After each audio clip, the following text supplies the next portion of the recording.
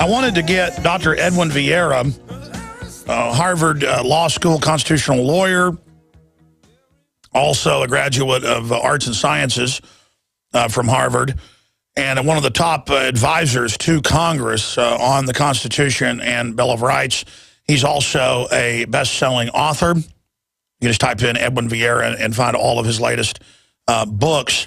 They're invaluable, and he's really helped develop a lot of the modern ideas of nullification and things that we're seeing all across the United States. It's starting in Virginia, it's starting in Colorado, other areas. The recalls of people that are trying to disarm the people they would enslave. This is a short segment. He'll be with us for part of the next, and he'll be gone, and we'll go back to your calls. But I wanted to get him on about Walter Jones's resolution of Obama hit Syria without authorization, impeaching him, but all the other things that are going on, and also the fact that they've already been arming al-Qaeda, and Obama has now admitted this in speeches, which we already knew, but it's good to have that. Why not impeach him for arming groups that actually call themselves the Osama bin Laden Brigade? I mean, we have him. We have them, and I wanted to get your take on the awakening that's happening, how big it is. Is this a major realignment? Is the American empire about to fall like the Soviet Union? I wanted to get his take on that and where he thinks we are. Doctor, thank you for coming on with us. My pleasure, Alex. So I just threw out a whole cornucopia of issues. Where do you think we are right now? Well, we're in the septic tank and going down for the second time, not quite the third, but rather serious trouble. I still wait to have someone instruct me as to how you impeach an individual who may not be eligible for the office from which you want to impeach him. That seems to be a more interesting problem. But assuming, for purposes of argument, that they could, in the House of Representatives, Judiciary Committee and the House of Representatives, vote for a bill of impeachment, at least it would tend to raise some of these immediate issues of the problems of essentially the overweening imperial presidency. The grave difficulty in the long run, of course, is how could they possibly succeed in the Senate? It would be something of a fiasco in the Senate, but it might tend to galvanize people in the country around these other problems, popularize these issues, and then we could work on it from another direction. Well, I think having the whole House debate and then a vote might shame the Senate. I mean, what about them saying NATO's over our military last year and sending letters out? Isn't that impeachable right there? Well, my goodness, almost everything he's done in the foreign policy area in the last, let's say, 6 months to a year has been impeachable. But I would think, though, that when he came out with this concept of official assassinations, and then Eric Holder, the Attorney General, way back when, more than a year ago, attempted to defend it at Northwestern University School of Law, and then more recently there was essentially a white paper put out by the Justice Department, that would have triggered something extraordinarily serious, because that, of course, that concept, of course, is traceable directly back to an individual named Adolf Hitler. That 1934, that was one of the great breakpoints in the German legal and political system. Almost every historian will look back at that. That's the Führer precept, correct? Excuse me? That's the Führer precept? Well, it was his concept that he was, as he said, the Oberste Gerichtsherr of the German people, the supreme lawgiver of the German people. This was after the Rem Purge in 1934. He comes before the Reichstag explaining what he had done in the murder of these people, and he said, well, at that moment I became the supreme lawgiver of the German people, and I can simply shoot down anyone who dares to raise his hand against the state. So it was the expression of this official assassinations policy, and now we have the same thing, of course, being expressed not quite in as colorful language, but in essentially the same principles put forward. The Obama administration, I would have thought that somebody at that stage would have said, well, my gosh, when you start invoking the basic principles of the Hitler regime, maybe we have an impeachable situation here. But apparently nobody seemed to care about that. Now, wait a minute. That's a little racist. Of course, I'm being sarcastic. That's the answer to anything. Hey, Obamacare is written by insurance companies. Rip me off. Racist. Hey, don't take my guns. Racist. Hey, we shouldn't be like Hitler. Racist. Come on. Not supporting Hitler policies. Dr. Edwin Vieira is racist. You can read his columns at newswithviews.com. We also link to him on Infowars.com. We'll be right back with Dr. Edwin Vieira to talk about how we impeach Obama. We're on the march. The empire's on the run. Alex Jones and the GCN Radio Network.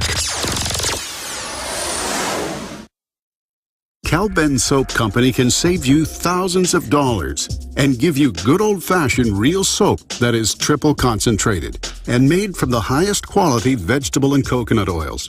See them on the web, www.5starsoap.com, or call 1-800-340-7091 for a free catalog and buy American-made products. Order the sampler, a 1 to 2 month supply, or get a 1 to 2 year supply of soaps for all your cleaning needs. You're getting soap products twice as good as what you're using now. This is an amazing deal, and you will love the way real soap makes your skin feel. Call 1-800-340-7091 or visit www.5starsoap.com. Alex and his staff have used these earth-friendly, pure soaps for years. See them on the web, www.5starsoap.com, or call 1-800-340-7091 for a catalog. Protecting your home with a security system is a must. But when it comes to protecting your family, your home, and belongings, there's no need to sign a long-term contract. Listen, there is some real scum in the alarm business, cashing in by locking you into long, punishing contracts. Not with Simply Safe Home Security. They're the good guys. You can trust Simply Safe to protect your family. Simply Safe was created by a Harvard Business School engineer, and it's revolutionary. You'll get 24-hour protection for just $14.99 a month. There are no hidden fees and no contracts. You'll save thousands. Plus, you're protected by their 100% money-back guarantee. Protect yourself against home invasions and break-ins. Order your Simply Safe system now and receive a wireless keychain remote, a $25 gift, free.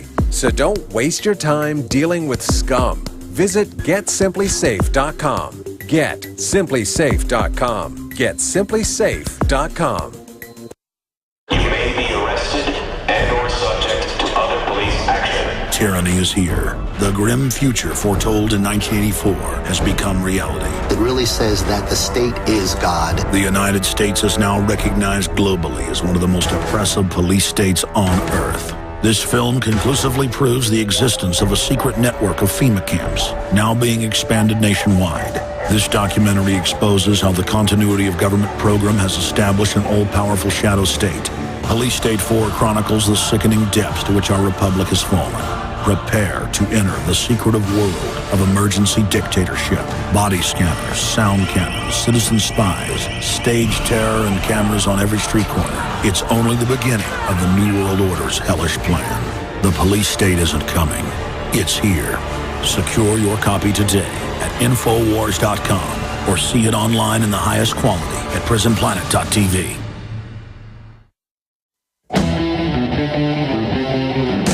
Defending the Republic from enemies, foreign and domestic. It's Alex Jones.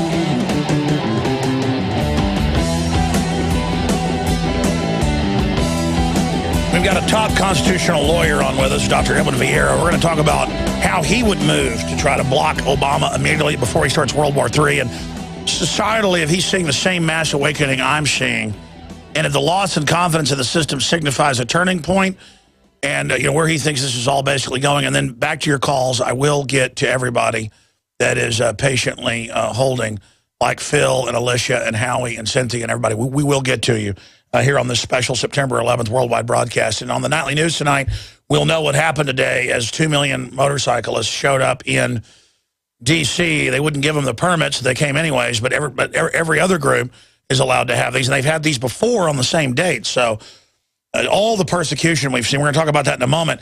Don't forget, we have the most quality made products at the lowest prices, whether they're non-GMO, heirloom, quality, organic seeds, from fruit trees down to corn to everything. I mean, we've got the biggest selection at the lowest prices at the InfoWars Seed Center at InfoWarsStore.com. Makes great gifts as well. Hundreds of the top films, the most informative titles you won't find anywhere else in many cases. We've got the Pro Pure water filtration systems at the absolute lowest price with promo code WATER, the Life Straw. We've got just so much there. And we've got all the Patriot T-shirts, so you can promote liberty everywhere you go, but also meet like-minded other Info Warriors. It's all available at InfoWarsStore.com. And then, of course, there's also the issue that through voluntary association, through free will, you're funding this hardcore media operation that brings you all these experts, all this research, all this breaking original news that more and more is able to set the narrative and force the mainstream media, who's falling apart, to basically look at the real issue that we're putting out. Our narrative is reality. Their narrative is deception. You can get the magazine, the September issue on political correctness, a special issue exposing what an authoritarianism it is. It's all available at InfoWarsStore.com. And we have the September issue up there in bulk at cost. Great way to deprogram people. It has Obama on the front as Christ, as the media has portrayed him, saying, "Thou shalt have no gods above the state," or no gods before the state, but we use the common vernacular of above the state. So there it is. It's very blasphemous, very heretical, very evil. I mean, this is, I mean, if Obama's Christ, we're almost like Anton LaVey here. But he's actually like the devil, so we're trying to be Christ-like here. But the point is that this is a very special issue, InfoWarsStore.com, or you can call and get a subscription or buy it in bulk to give to people. It's like a big colored book to give somebody at cost. 888-253-3139, 888-253-3139. And you've written the latest best-selling book, How to Dethrone the Imperial Judiciary. In the 10 minutes we have left with you, Dr. Vieira, I want to just get into all the outrages, the persecuting the press, the using the NSA, being caught, Benghazi Gate, all the lies. I mean, the Congress knows they have hundreds of reasons, I mean, literally hundreds to impeach Obama. And if they don't, it sets the precedent, as you know, for them to get away with bloody murder. So what would you do right now? What would you tell the people to do to really aggressively try to dethrone this entire imperial system? Well, the long-run solution to this is what I've been suggesting for many years. Doesn't seem to be getting very far. Read the first 13 words of the Second Amendment. If that's too much for you, then I think you should move to North Korea, because you'll be living in a society that's more congenial with your opinions. Right, this is our difficulty. The people do not have the institutions that are necessary to apply direct control to the governmental apparatus. But if you want to bring it at the governmental apparatus level, assuming now, of course, that we're going to get some action out of the House of Representatives to begin with, the first thing that I would do is open up an investigation into who this fellow is. We don't even know who he is. We don't even know what his background is. We don't know what his credentials are. All of this is hidden. That's the first level, because that solves the impeachment problem. You don't impeach a person who's ineligible for the presidency. Then the second level, if you want to take the impeachment route, of course, we have a huge list of impeachable offenses. Of course, the most recent one is the threat to engage in aggression against Syria, but going way back in this administration. And start bringing those to the attention of the American people in some great detail.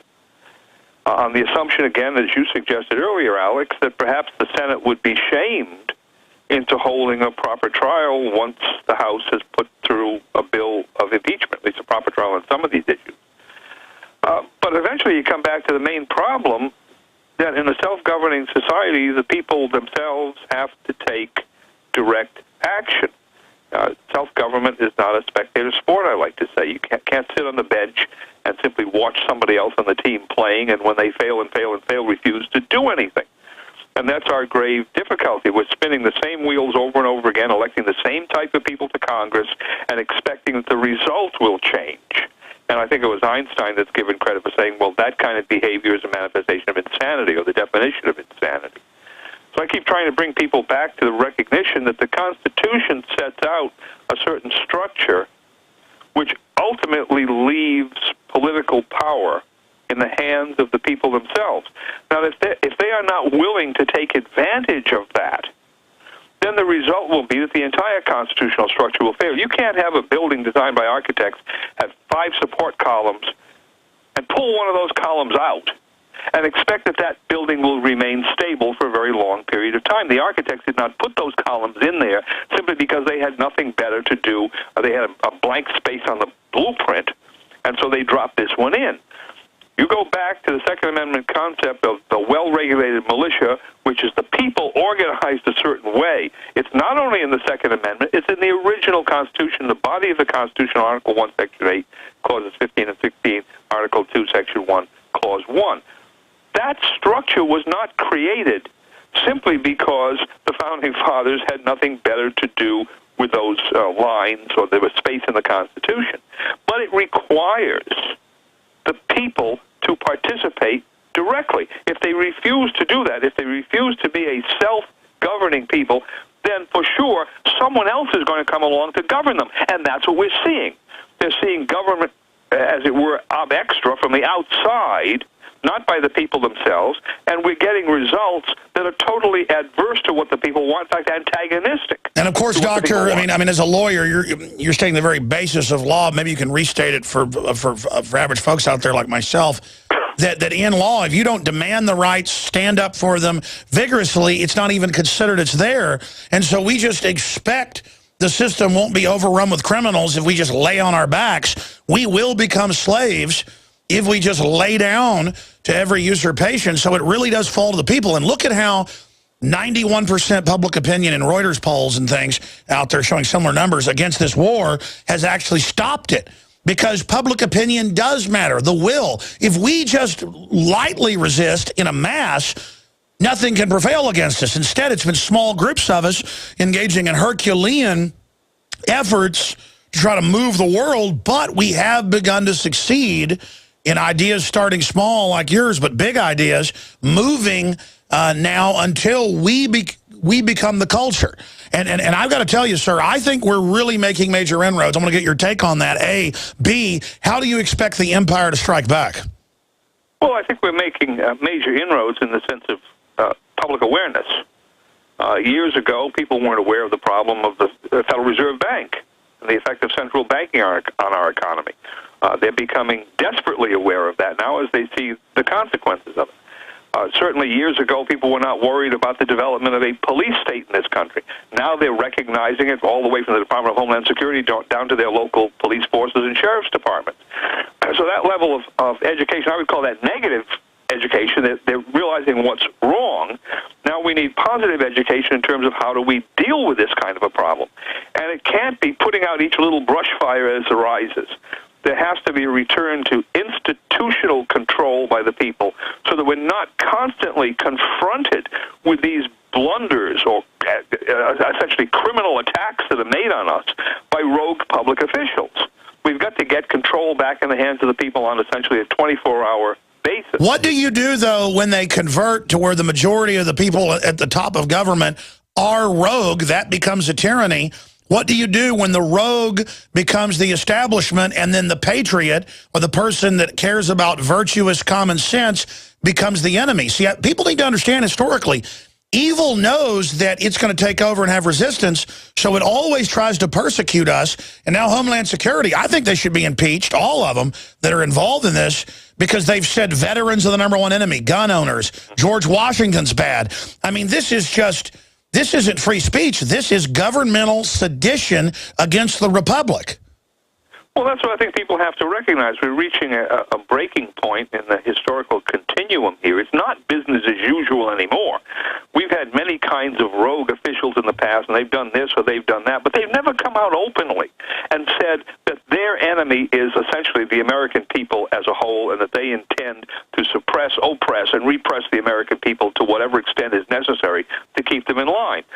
So we have to recognize we've reached a point now where that element in the governmental apparatus has really declared itself, in a sense, at war with the American people. Well, the Constitution provides for that problem, or it did provide for that problem originally, but it requires popular participation in the solution. So I would suggest simply people go to Amazon.com, take a look at my latest book. It's called 13 Words, short book, 120-something pages long, and it directs them to those 13 words and the significance of those 13 words. And in a few weeks, there'll be a second book called 3 Rights, which ties all of that together with the Declaration of Independence and the Constitution. And I'll tell you, Alex, I'm getting to the point where I begin to throw up my hands. If 13 words in the Constitution are too much for the people to read and understand and act on, then, essentially, this country is finished. But I don't believe that's true, or I wouldn't be in this exercise of preparing these materials and trying to publicize them. I don't don't believe it's true, and I believe actually that there's kind of a little light before the dawn showing up here in the extent to which, especially the Syrian event, in the extent to which people self-mobilize, you say 91% of the population, essentially self-mobilize to send Congress that message, which was Nancy Reagan's message, just say no. And they have to learn to just say no more often, and then begin to say yes to those institutions that the Constitution tells them are necessary to maintain a free state in this country. It's really not that complicated. And of course, the real threat to understand it. Sure, exactly. But the real threat is the very group telling us they're doing all this for our own safety. The great threat is the tyranny. It is the dangerous servant, fearful master, running wild. Why do you think, is it hubris that the establishment now is so naked and foaming at the mouth and just dripping with classical villainous activity? Well, it's part that, and of course it's the old statement, whom the gods would destroy, they first make mad. But there's another thing that's involved in this. You know, in the past, the establishment has always been able to buy off various segments of the American population, especially by maintaining some semblance of a working economy so that people could believe that they had incomes and jobs and there was stability and there was certain permanence. Well, that has all failed with the breakdown of the central banking and corrupt Wall Street speculative system. And now they've gone to the austerity mode, or essentially the looting mode. Well, in the looting mode, as an economic system, where people are driven lower and lower in their standards of living, you no longer can buy them off. It's impossible to buy them off, so now you essentially have to scare them off. Because if the American people are not going to stand being driven down to third world standards, and they're going in some way to respond to this, to resist, to begin to withhold the consent of the governed from this apparatus. So you just declare them the enemy? Yeah, they declare them the enemy. I mean, so they've reached this stage, what I would call the mad dog stage of political control, where they recognize it's no longer possible, essentially, to negotiate with the people and throw them a bone, because there are no more bones to throw them. Well, that's exactly what Brzezinski said to the CFR, as you know, 3 years ago, and just wrote a book on. He said it's easier to kill 1 million of us now than to convince us or buy us, because their authoritarian system kills the prosperity. That's exactly right. And it's done it. It's done. I mean, this was all theoretical in the past, but we're here now. We're here in this economic crisis. We're talking about an overhang of derivatives, these phony economic wagers of trillions and trillions of dollars, impossible to pay, governmental debt in the long term, impossible to pay. Living standards have to be driven down because they've offshored all of the good manufacturing and other productive jobs to China and other countries. So we're staring down the barrel of this economic shotgun, and the only way that the political apparatus can possibly see to maintain their position is repression. And this has been the history of the world. You know, if you can't give your people, if the government can't provide welfare in the true sense, income, job, social security in the meaningful sense, then the only way to keep people under control is to repress them. And then these kleptocratic hedge funds are so ruthless, they even steal the police pensions. They're almost gone in every city. And imagine when the enforcers learn they've been robbed. It's madness. It's sheer madness. Well, that's why I say we're coming to a point now where things are breaking down to the extent that you give a lot of credit to the powers that be for planning, right? They're such good planners. I don't think that they plan for things to get as far out of hand as they are getting. And this is their Achilles heel. Their system depends upon their being able to essentially bait and switch the population, promise her anything but give her arpege, right? Well, they're now incapable of giving her arpege.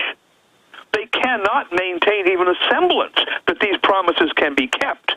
And at that stage, the average person is going to say, well, what loyalty, what allegiance do I have to a system that not only is not providing me with any kind of social benefits, but is aggressively taking them away?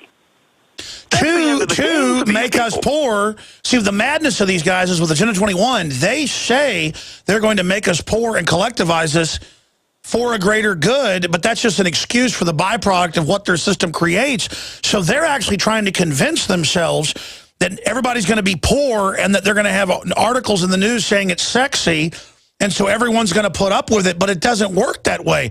I think they have really lost control. That's right. And themselves are delusional, Doctor.